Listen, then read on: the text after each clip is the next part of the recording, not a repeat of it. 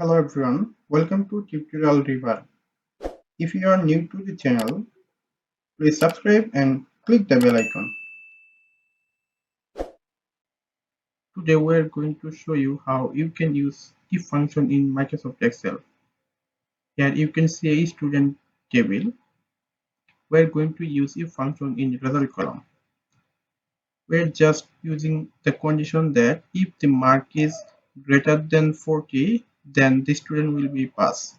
If the mark is less than 40, then the student will be fail. So let's start.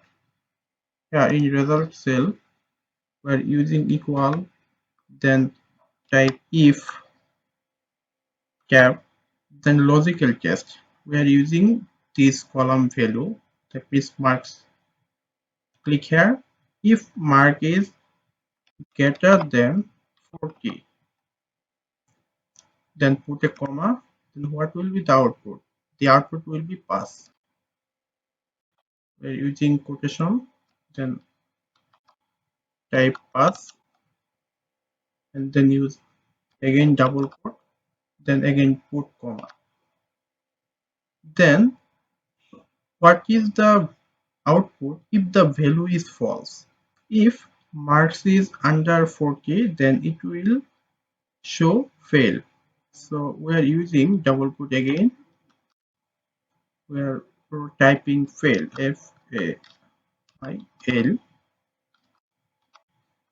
then using again double quote, then closing the bracket, then press enter. And you can see that Butler marks is 60 and his result is pass. Now drag it to the last cell, and you can see that Peter got 30 marks, so his result is fail.